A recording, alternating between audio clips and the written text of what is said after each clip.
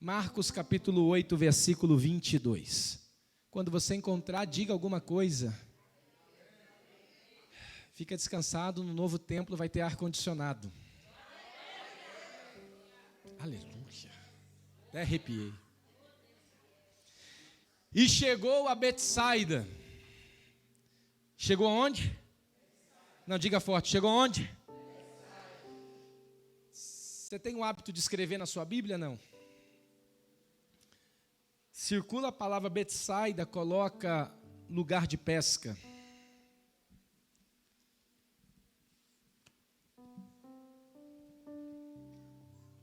E chegou a Betsaida e trouxeram-lhe um cego e rogaram-lhe que lhe tocasse. E tomando o cego pela mão, levou-o para fora da aldeia e cuspindo-lhe nos olhos, impondo-lhe as mãos, perguntou-lhe se via alguma coisa. E levantando ele os olhos, disse: vejo os homens. Diga comigo: vejo os homens. Mas os vejo como árvores que andam. Diga comigo: vejo homens, mas vejo como árvore. Diga: o que eu vejo não é o que é, mas eu estou vendo. Então depois tornou a pôr-lhe as mãos nos olhos, e ele, olhando firmemente, ficou restabelecido, e já via ao longe, e distintamente a todos. Versículo 26, você está comigo? Diga amém. Amém. Leia então, 1, 2, 3.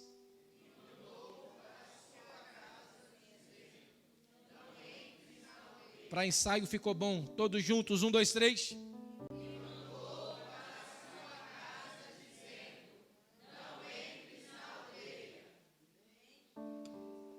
Olhe para alguém que está ao seu lado e diga: essa manhã você vai para casa, só não entra na aldeia.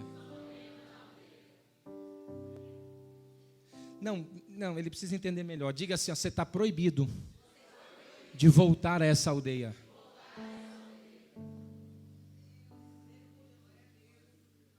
O Evangelho de Marcos, ou o Evangelho de Jesus, segundo escreve Marcos, é o Evangelho dos 4, Mateus, Marcos, Lucas e João.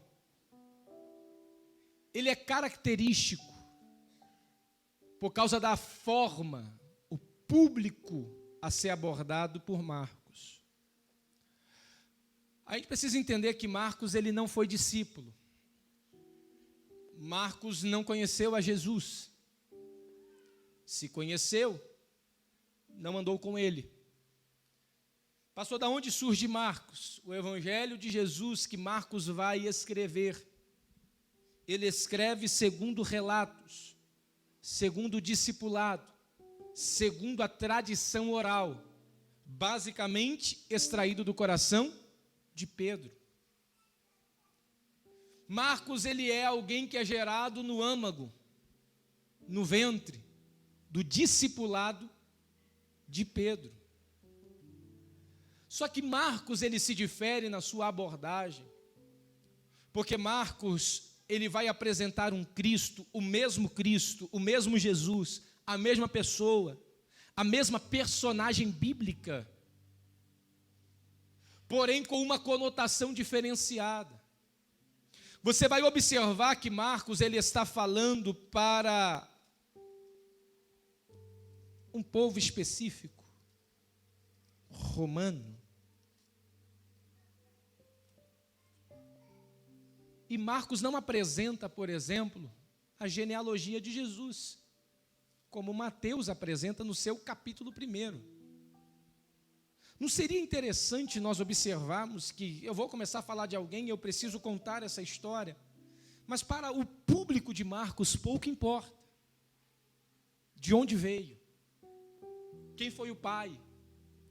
O capítulo 1 do Evangelho de Marcos, ele vai dizer apenas acerca do profeta Isaías. E ele já inicia o ministério de Jesus. E isso nos chama a atenção porque Marcos vai apresentar um Cristo como um servo. Diga comigo, servo. A ideia de Marcos é apresentar o serviço de Jesus, o ofício e ministério serviçal. E por que Marcos, então, não apresenta a genealogia ou a história familiar de Jesus?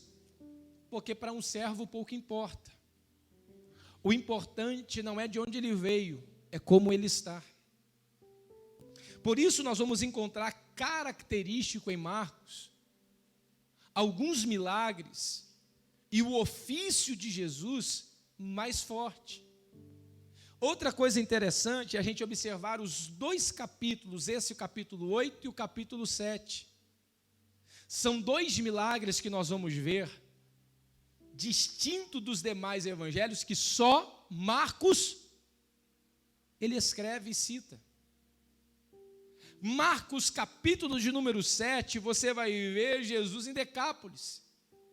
E você vai encontrar também o capítulo 8, essa cura. Coisas que ninguém vai narrar. E por que isso é característico no Evangelho? Porque Marcos, ele vai nos apresentar, para além de um Cristo servo, ele apresenta um Cristo que também é processual. Como assim, pastor? Os 2 milagres que eu acabei de citar, que só Marcos narra, são milagres processuais. Diga comigo, Jesus também é de processos. Por quê, pastor? Porque você vai observar que o mesmo Jesus que chega para o cego Bartimeu, o filho de Timeu, lá em Jericó, e com uma palavra diz: veja, o cego passa a enxergar. O mesmo Jesus que, quando chega num tanque de Betesda, está um homem há 38 anos coxo, Jesus simplesmente chega e diz: quer? Levanta. E ele levanta. É um Jesus que até então é imediatista. É o Deus do já. É o Deus do agora. Faz assim com a mão, faz assim com a mão, faz assim com a mão. Tem hora que para Deus é o quê? Isso aqui. Alguém crê nisso? Não, você precisa crer nisso. O teu Deus é o Deus do já. O teu Deus é o Deus que com uma palavra, o criado já está curado. Só que Marcos vai apresentar um Jesus que vai realizar um milagre em etapas, e fases, e em processos. Observa a cura deste cego. Ei, cospe no chão, cospe nele. Outro, vai se lavar, volta para cá, volta de novo, põe a mão, está vendo, não estou vendo, ajusta. Tá. Cristo também é processual. Então eu quero trazer uma palavra ao seu coração aqui essa manhã. Não se desespera porque as coisas não aconteceram no estalar do dedo. Talvez Deus decidiu trabalhar com você no processual. Avise alguém que está perto de você e diga: talvez você esteja alvo do processo de Deus. Pastor, mas esse Deus não fez. Tem hora que é assim. Tem hora que é 1 e-mail, um currículo e deu. E você? Vai carregar. Para quanto tempo? Não sei. Ele que entende dos processos. É Ele que entende de etapa. Eu só quero entender uma coisa e fazer você entender. É devagar, mas Ele está fazendo. Tem uma fase inicial, mas Ele está fazendo. Não aconteceu ainda, mas Ele está trabalhando. Não, pastor, não está pronto, eu sei, mas Ele já começou a trabalhar em você. É só esperar, vai ser em etapa. Alguém entende essa palavra aqui essa manhã? Então acalma o teu coração, porque se não aconteceu no teu estalar de dedos, se não aconteceu no de repente, se não aconteceu depois que o profeta falou, depois que a palavra aconteceu, é porque Deus resolveu trabalhar com você no processo. Tem remédio? que a gente toma e é o quê? Instantâneo. Azia. Azia. Má disposição. Tomou um sal de frutas. Eno. O que acontece? Instantâneo.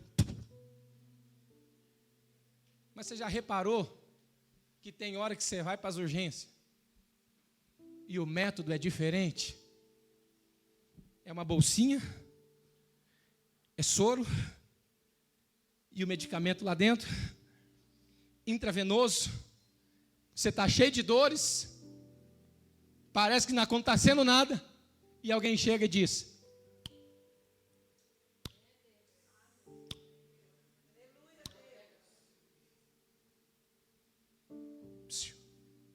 tem hora que é no gota a gota,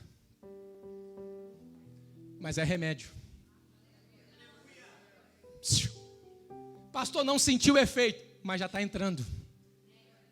Aí você para pensar e analisar e a perguntar: por que gota a gota? Você nunca parou para pensar? Pastor, se o negócio é colocar esse líquido todo para dentro de mim, por que já não coloca de uma vez? Aí a medicina vai dizer: se colocar na mesma proporção de velocidade, suas veias e artérias não suportam.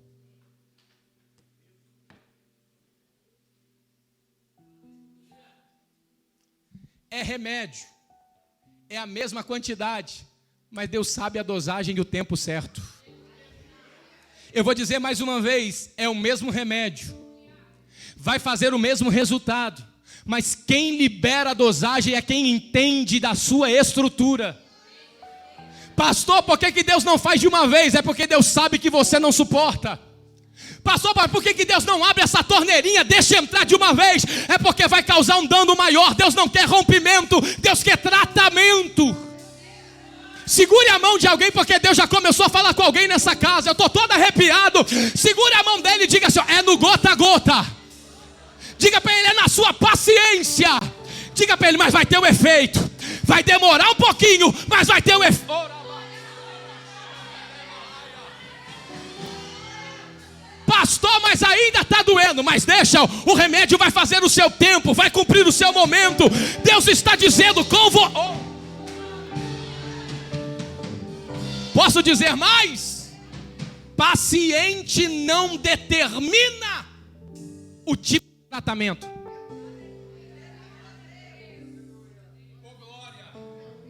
Vou repetir para ver se você acalma o teu coração. Quem é paciente não adianta chegar olhando para o médico e dizer: eu quero isso nessa dosagem. Ele vai olhar e dizer: então senta, diagnóstica, faz alguma coisa. Porque se for para ser consultado por mim, deixa que eu trato e eu faço. Deus está dizendo a mesma coisa.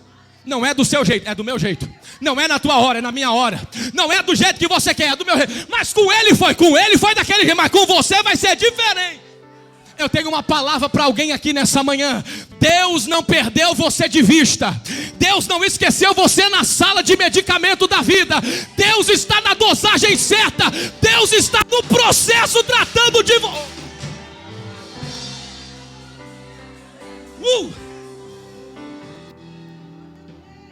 Diga comigo: Deus é processual. Diga: eu preciso aprender com processos. Irmão, você precisa entender que é no tempo dele, na hora dele, no jeito dele. Pastor, não seria melhor? Irmão, na nossa ideia seria tudo melhor. Mas Deus entende como nós somos.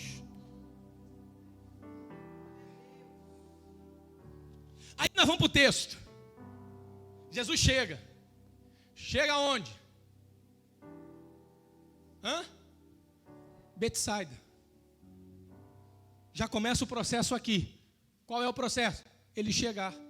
Não tem como fazer se ele não chegar. Ele chega. Betsaida, aldeia pescatória, casa de pesca, casa de peixe, peixeiro. Essa é a sua tradução. De Betsaida, 3 discípulos se originam: Filipe, João e André. Lá vem eles. Jesus ele entra. E quando Jesus entra, a população da aldeia vem até ele. Imaginou a cena? Jesus chegando, os aldeões vindo. E quando eles vêm, eles trazem. Mas olha para o texto. Trouxeram-lhe um cego. Tem problema trazer cego até Jesus? Tem problema? Até aí normal? Tranquilo? Mas olha a continuidade. Trouxeram e impuseram, rogaram-lhe. Outras traduções, determinaram que lhe tocasse.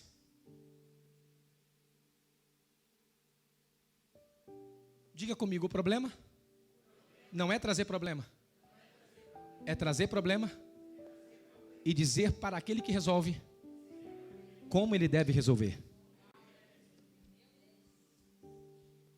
Trouxeram cego.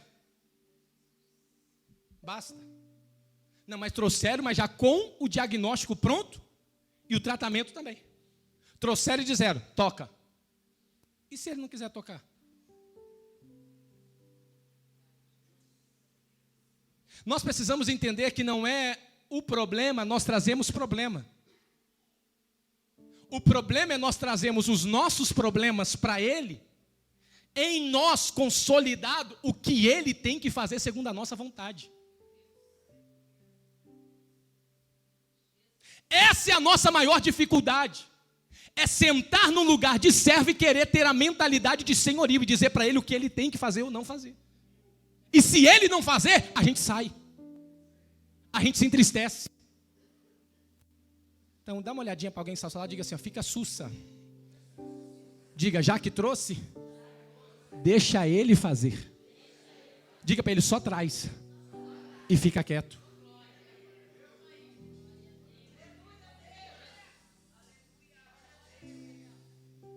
Trouxeram e rogaram, toca. Trouxeram e importunaram dizendo, põe a mão nele. É assim, ele é cego, você tem que pôr a mão. Alguém me traz um cego aí, gente? Me traz um cego aí, Luiz, arruma um cego aí. Arruma um cego. Ali, aquele ali de óculos ali, ó. Pega ele lá. Pega ele lá. Isso, Ananias. Vem também, Ananias. Traz ele. Traz, Ananias. Vem. É cego, irmão. Ele está andando rápido demais.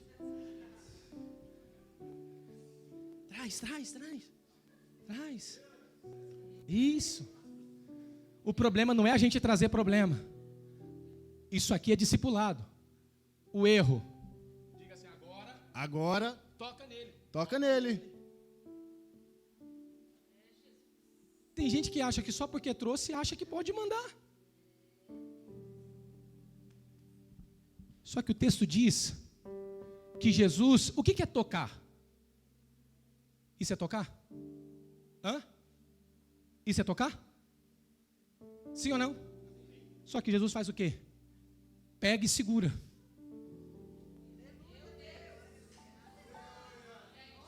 Pastor, por que é um erro eu querer determinar? Porque tem hora que você só quer um toque, Jesus quer possessão.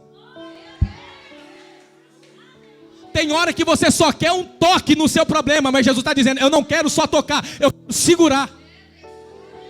Só que o que Jesus faz depois disso aqui? Ele pega, toca, segura e diz, vamos embora. Vamos embora.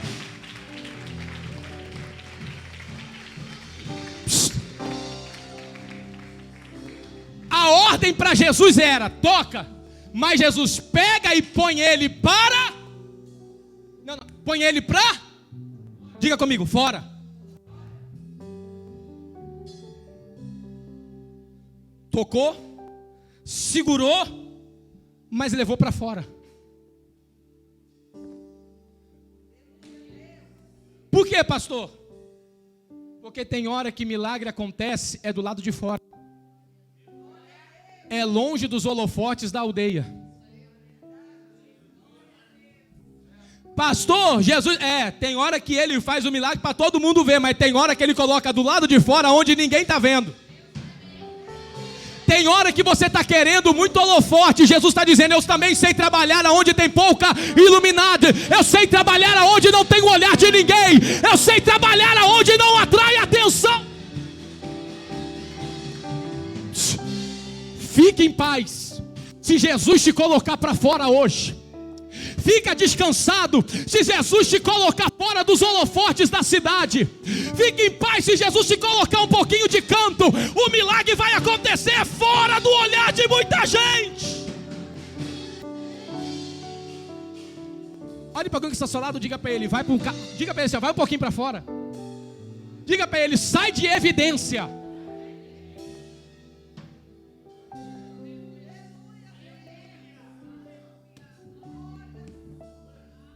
Olha, você manda e diga assim, trabalhe um pouquinho no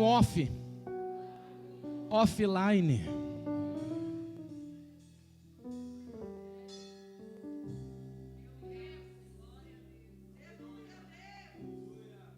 Vou levar você para fora.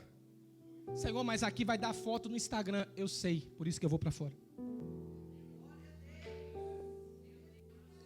Jesus, aqui o marketing fica legal.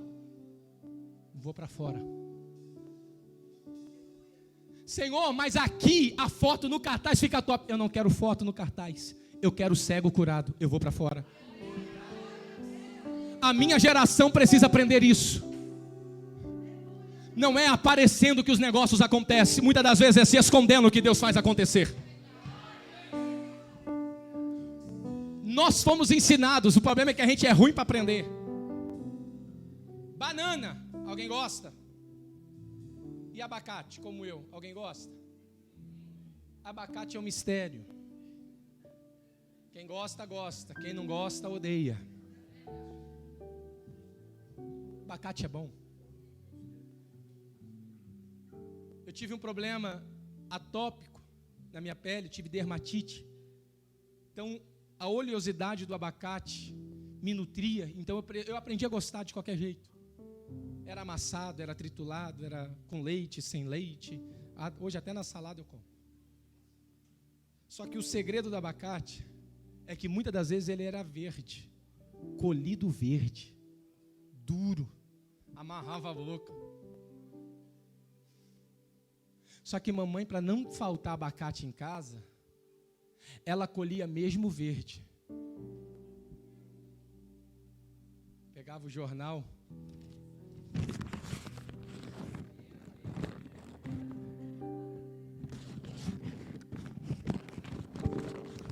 Mãe, dá para comer? Disse, ainda não.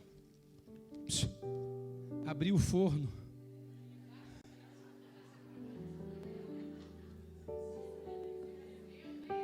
Deus sabe que você já fez isso.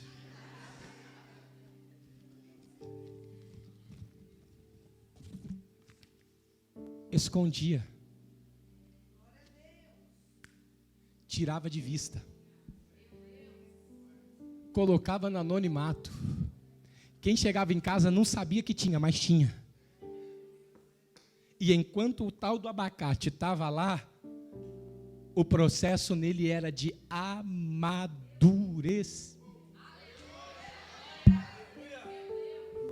Alguém acha que se Deus esconder, acabou. Deus está dizendo, eu só estou te amadurecendo. Tem gente que acha que se Deus colocar para o lado de fora, para ele acabou, porque o segredo dele está em evidência, e o céu está dizendo, eu te escondo para ver se você amadurece. Pegue na mão de alguém que está ao seu lado, diga para ele, se Deus te esconder essa semana, diga, se Deus tirar você de evidência essa semana, é porque Deus está amadurecendo você. Urabacalaragachúria.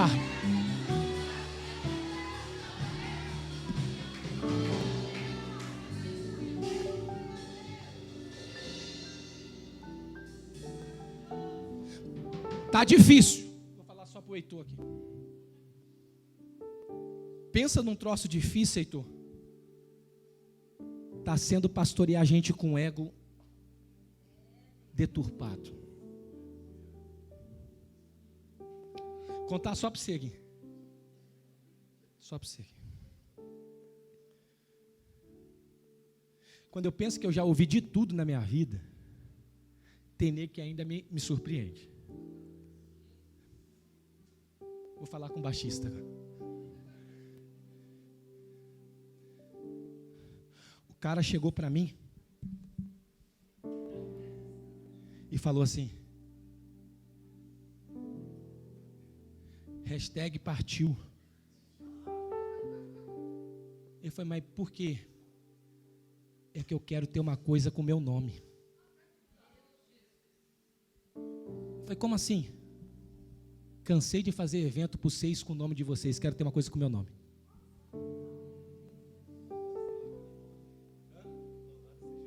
Louvado seja o teu nome. É nego que se Jesus colocar para fora, ele desvia.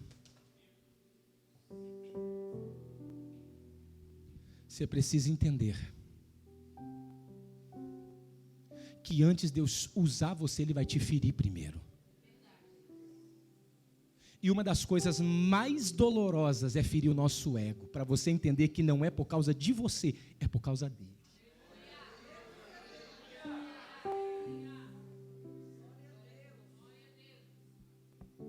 Se for para ter o teu nome na placa, você está no lugar errado.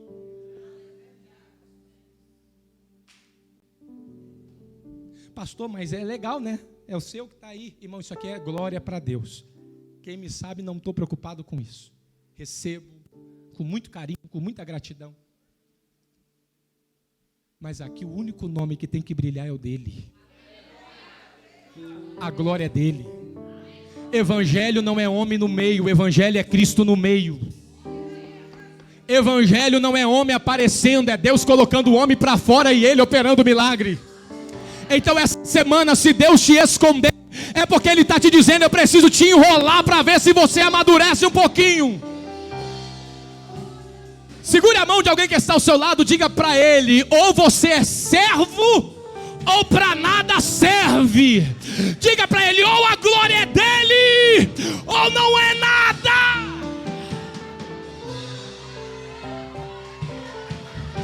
Que Deus levante uma geração de adoradores nessa casa.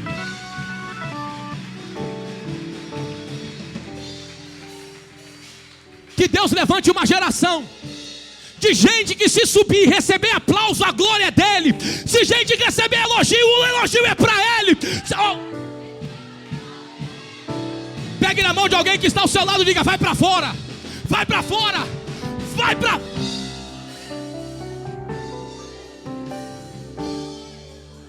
Irmão, não confunda ministério com Instagram e rede social, não. Aqui o negócio é de verdade.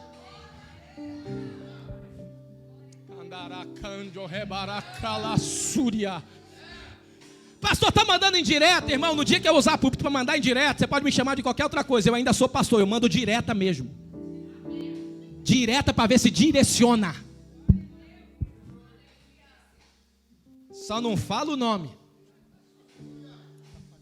porque eu ainda tenho um coração pastoral. E quem sabe Jesus traz de volta.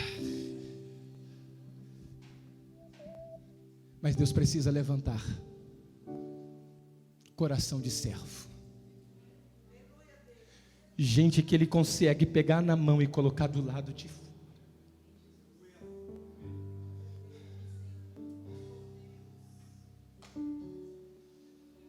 Qual que é a decepção? Que evangelho é isso?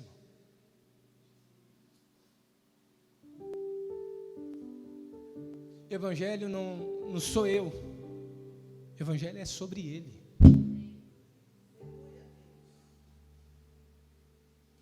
Ele vai para fora. E por que vai para fora? Porque o que Jesus quer fazer, o tratamento gente de dentro não entende. O que eles estavam pedindo? Toca. Jesus põe para fora e faz o quê?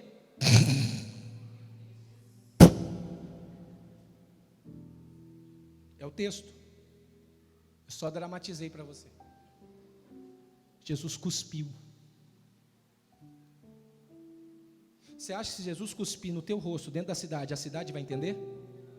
É por isso que você precisa entender, quando Ele te põe para fora, é porque o que Ele quer fazer com você, só você precisa entender e viver. Você precisa entender uma coisa, colocar para fora é livramento. Porque se Jesus não cuspisse, você não estaria enxergando. Mas eu só posso cuspir do lado de fora. O que você prefere? Ficar no prestígio sendo carregado pela multidão de Betsaida? Ou você prefere ir para o lado de fora, a sós com Jesus e Ele cuspir em você, mas você começar a enxergar? Gente egocêntrica prefere ficar dentro da multidão de Betsaida, mas está cego, enquanto tem gente humilde do lado de fora, recebendo cuspe nos olhos, mas está enxergando muito mais. Vem para fora, porque lá fora eu posso fazer uma coisa que só eu e você vamos viver. Outra razão pela qual Jesus coloca para fora, diga comigo, o problema está em Betsaida. Mateus capítulo 11, põe na tela.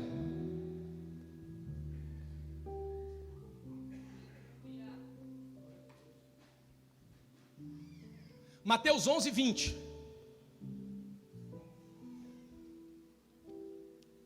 Olha para a tela. Então começou ele quem? Jesus, a lançar em rosto. Jesus fez o quê? Não. Jesus fez o quê? Fez o quê, irmão? Diga comigo, jogou na cara. Não é assim que você faz de vez em quando? Vou jogar na tua cara, hein? Jesus começou a jogar na cara. É que falaram para Mateus, não escreve isso não. Ele tá, então lançar em rosto. Então começou a lançar no rosto as cidades onde ele operou a maior, ao quê? A maior parte dos seus prodígios e milagres. O não se houverem arrependido. Espera aí. Jesus começa a jogar na cara ambientes que ele operou milagre, mas as pessoas não se arrependeram. Qual era a ideia de Jesus em operar milagre? Gerar o quê? Seguidor? Popularidade? Gerar o quê? Porque não gerou arrependimento, Jesus começa a jogar? Versículo 21. Ai de ti, Corazim, diga comigo, primeira cidade. Corazim. E ai de ti o quê? Qual o nome da cidade? É a mesma do cego da história? Então quer dizer que tanto em Corazim como em Betsaida, Jesus operou a maior parte dos seus milagres e não houve a... Por que Jesus coloca para fora?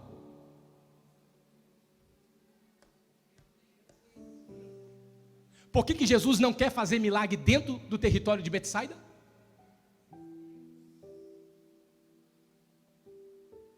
Por causa da falta de arrependimento. Olha o que Jesus vai dizer. Porque se em Tiro e Sidom, qual que são essas terras? Uma terra cananeia. Lembra daquela mulher que veio gritando atrás de Jesus? Tem misericórdia da minha filha, tem misericórdia. Jesus disse o que para ela? Não vou pegar comida da boca, da mão dos filhos e deitar aos... Em Tiro e Sidom tem o quê? As pessoas são tratadas como? Cachorro. Mas Jesus está dizendo, porque se eu tivesse feito isso em Tiro e Sidom, os milagres que eu fiz em vós, há muito que se teriam. Jesus está dizendo, se eu tivesse feito 10%, 50% do que eu fiz em vocês, tivesse feito lá, eu teria muito mais gente arrependida do que aqui. Por que Jesus coloca para fora? Porque tem gente que só quer o milagre, mas não quer o arrependimento.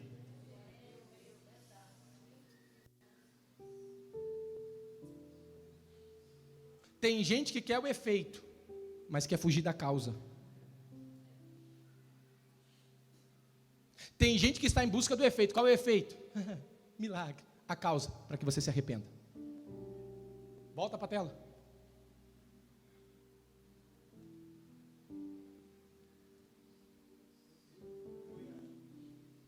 Versículo 22. Por isso vos digo, que haverá menos rigor para Tiro e Sidom no dia do juízo do que para vós. Versículo 23.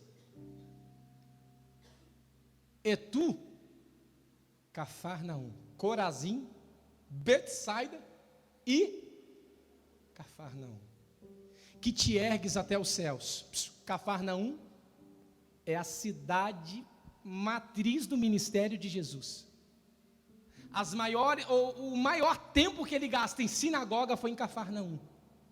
Foi a cidade onde ele se estabeleceu. Mas você que se ergue, Cafarnaum, até o céu, será batido até onde? Até onde? Eu sei que você não gosta dessa palavra, mas diga aí. Quem é que está mandando para o inferno? É texto ou não é? Eu sei que choca você porque você está acostumado com o Cristo romântico. Mas esse aqui é o Cristo verdadeiro. Qual é o Cristo verdadeiro? Que se não tiver arrependimento,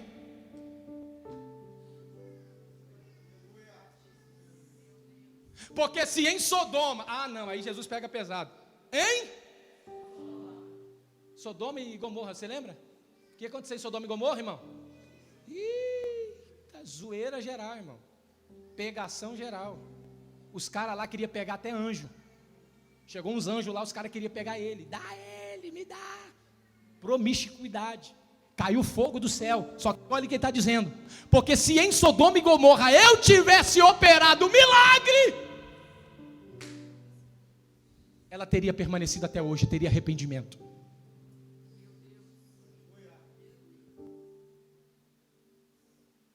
Porém eu vos digo que haverá menos rigor para os de Sodoma no dia do juízo do que para você, Betsaida, Cafarnaum.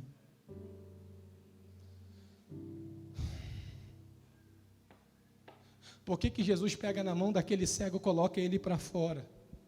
Porque não é sobre milagre, é sobre arrependimento.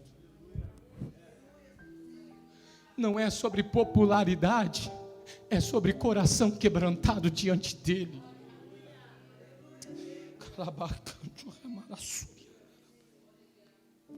Você precisa fugir de ambientes que só querem o que você tem para oferecer, mas não querem viver o que você tem para eles.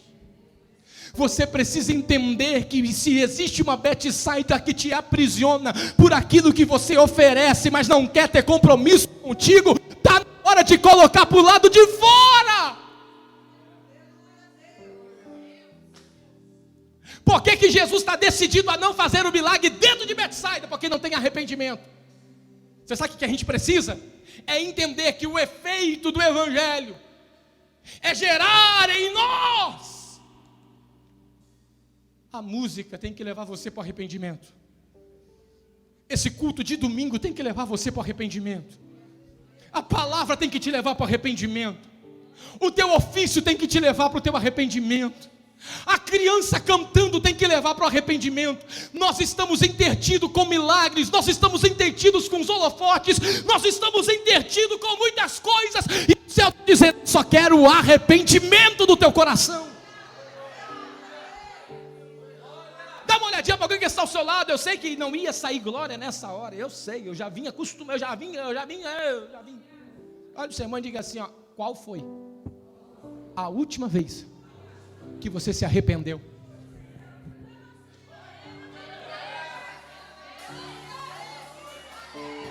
Não é remorso, não é consciência pesada, é arrependimento.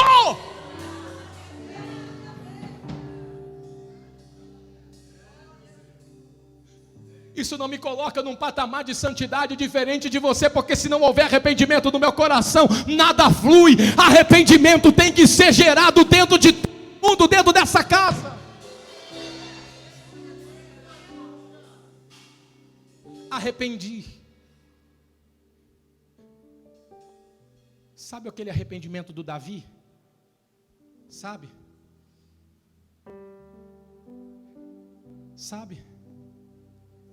Eu escutei uma frase em uma conferência que eu estive, eu anotei no meu telemóvel, e ontem, enquanto eu preparava esse texto, o Senhor me fez lembrar: maior que o seu pecado deve ser o seu arrependimento. Se o teu pecado foi desastroso, o teu arrependimento tem que ser escandaloso.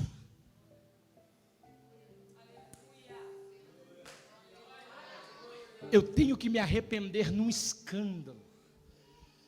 Por quê, pastor? Tem gente que é soltinho, pipa voada para pecar, mas para se arrepender...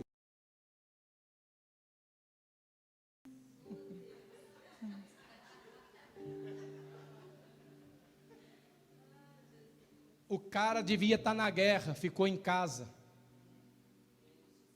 bateu a brisa, foi tomar uma fresca, da janela do palácio, viu numa fonte, uma donzela tomando banho. Tu acha que ele não sabia quem era? Para de caô, irmão. Uau. Chama ela.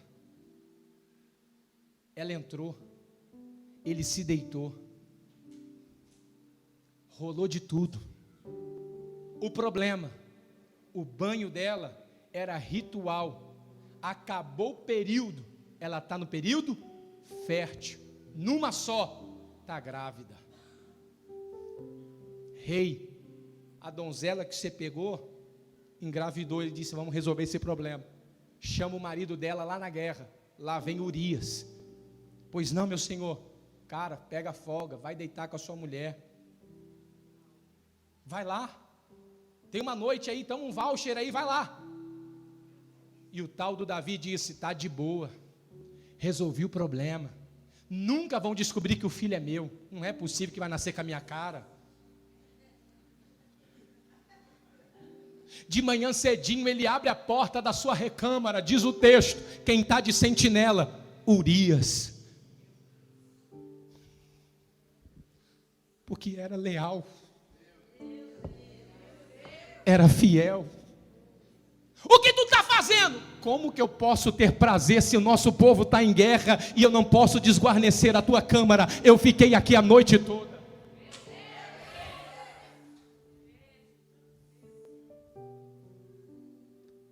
Então ele pega, redige uma carta, sela, entrega na mão de Urias e diz: vai para o campo de batalha. Entrega a carta para Joabe, o capitão do exército. Quando Joabe abre a carta, selo real, Joabe coloca Urias na linha de frente, tira ele de trás, coloca no pelotão da frente, não dê chance para ele se salvar. Urias, você não fica mais atrás, você agora vai para frente. Alguém olha e diz: mas é um tiro de flecha. Ele morre. Rei, Urias morreu. Lá vai ele se fazendo de rei compadecido, tratar da viúva, do amigo leal.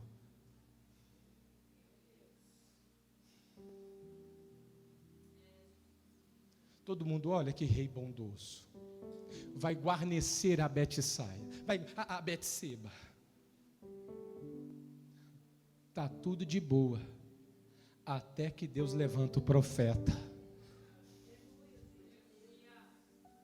Porque o interesse de Deus não é aquilo que vai dando certo, é aquilo que é certo na nossa vida. Marcha o profeta na casa do rei. Rei Davi! Pois não, Natã. Um homem possuidor de muitas ovelhas recebeu um forasteiro de fora que entra na sua casa e ele deseja fazer uma refeição. Ao invés de pegar das suas muitas ovelhas, ele vai no seu vizinho que tinha uma, pega, rouba a ovelha, mata, oferece para o amigo e se banqueteia. Ele disse: uau, que história. Ele diz: a história é sobre você, só não falei o teu nome, mas eu vou encaixando você aqui agora. Lá vem a pergunta: o que esse homem é digno? Davi se enfurece e diz: de morte. Esse homem é você. Que alguém pode não ter visto, mas Deus estava de olho. Alguém pode desconhecer a história, mas Deus sabe no íntimo. Alguém não conhece os detalhes, mas Deus sabe o enredo todo. Alguém não sabe tudo, mas Deus conhece tudo e todos. O pecado dele foi desastroso, escandaloso. Latrocínio, roubo seguido de morte, sem direito de defesa à vítima. Dava um BO lascado, irmão. Só que é nessa hora que Davi é confrontado, que ele começa a escrever um chamado Terrilim, os Salmos dos Cânticos. Ele levanta a voz, imediatamente, e diz: Senhor, em pecado fui gerado, e em pecado concebeu a minha mãe. Lava-me como em sopo, e eu me tornarei branco como a lã. Até aí está normal. Só que Davi vai para um nível de escândalo. Ele grita: tira de mim a roupa real, tira de mim a coroa. Alguém está olhando e está dizendo: o que aconteceu? Tira de mim o trono, tira de mim tudo, só não tira a presença do teu Espírito.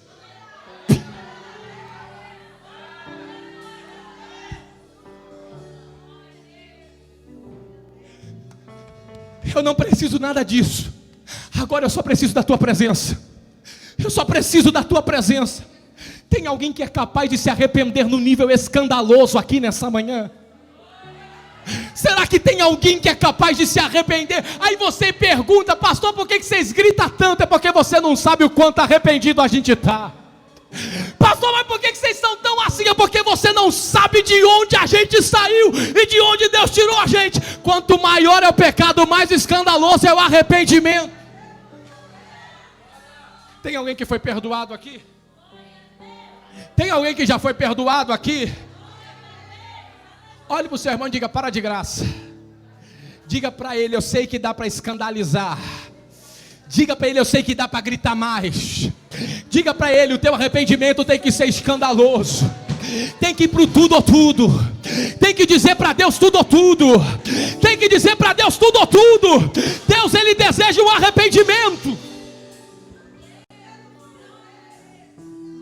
Aqui não é casa de show, aqui é casa de adoração. Aqui não é mercadinho de bênção, aqui é casa de propósito.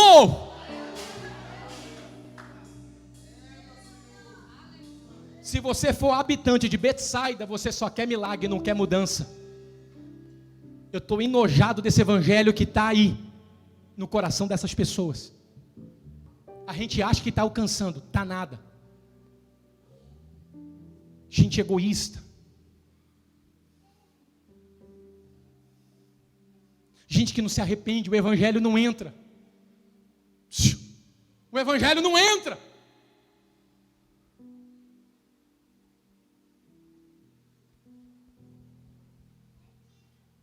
Que céu que você quer ir, irmão? Se não for o do céu, negue-se a si mesmo, tome a sua cruz, eu não sei que céu que você está indo. Não, pastor, é que eu tenho chamada, eu tenho ministério. Isso não herda céu. Lá no céu não precisa de pastor não, já te falaram isso? Lá no céu não precisa de baterista, já te contaram isso não? Jesus precisa curar a nossa identidade como filhos. E pode se preparar. Pode se preparar. Que eu vou começar a trabalhar amadurecimento nos nossos corações. Pastor, você está bravo? Tô não. Eu estou te preparando para ir para o céu. Se eu te pedir para sair daí e sentar, senta, mas senta dando glória. Sem fazer cara feia, sem fazer mimimi. É Bíblia na mão e dando glória. Estamos muito profissionais e pouco adoradores dentro da igreja. Uma geração de mimizento que se não pegar o microfone para pregar, vira a cara para lá, irmão, vai para a rua, vai pregar não sei aonde, aqui é lugar para adorador.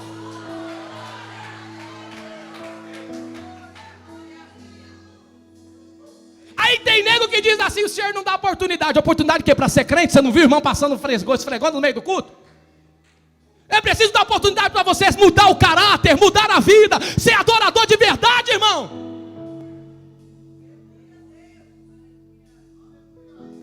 Eu sempre digo isso: não estou aqui porque eu quis, eu estou aqui porque eu aceitei. Você não está aí porque você quer, você está porque aceitou. E no dia em que alguém dizer pode deixar de fazer, você diz muito obrigado, vou sentar e servir em outro lado. Geração mimizenta, obreiro menino. Dá vontade até de falar para o pastor Rubens: tapa o ouvido para não ouvir esses negócios não. Gente boba, gente besta, gente que faz de tudo para uma foto no Instagram. Aqui não é lugar para você aparecer. Já vou dizendo já, aqui não é lugar para você aparecer.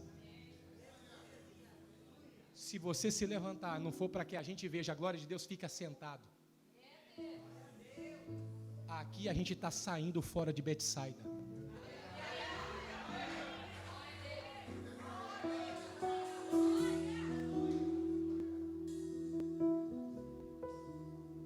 Está na hora da gente voltar à essência do Evangelho. Qual essência, pastor? Aquela que a gente não tinha nada, mas fazia tudo. Não tinha frescura. Não tinha nada. Não precisava pastor dar nome, pastor dar carteirinha. Nego que se move por proposta. Irmão, não adianta, que aqui não tem dinheiro. Não tem proposta para você aqui. Aqui a gente estabelece propósito.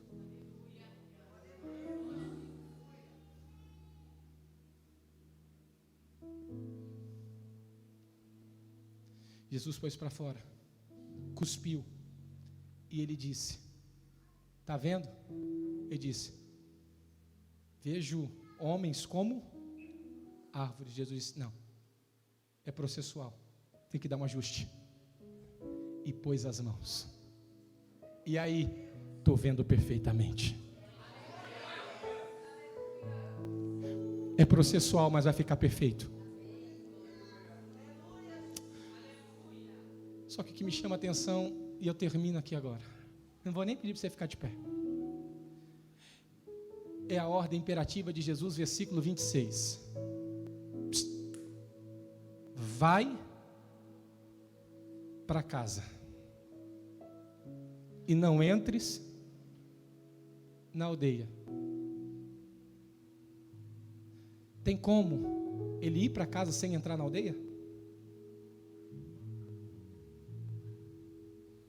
Ô Lute, tem? Vai para casa e não entra na aldeia. Tem como ir para casa sem entrar na aldeia? Diga comigo, tem. Se eu entender que ele nunca foi da aldeia.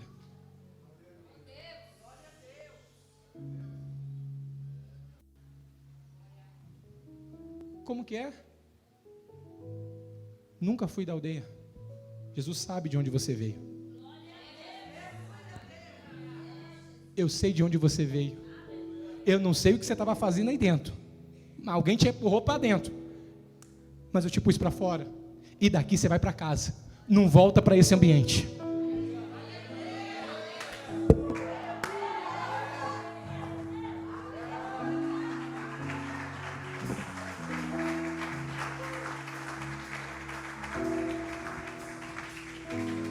Se Jesus te tirar de alguns ambientes, Ele está dando ordem, não volte para lá. Se Jesus te tirar de alguns ambientes, a ordem é: nunca mais volte para lá.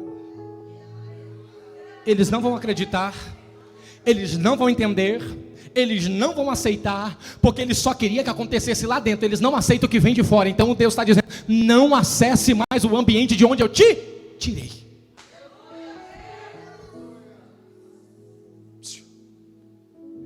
Final do culto, vai para casa. Fuja da Betsaida mimizenta de alguém.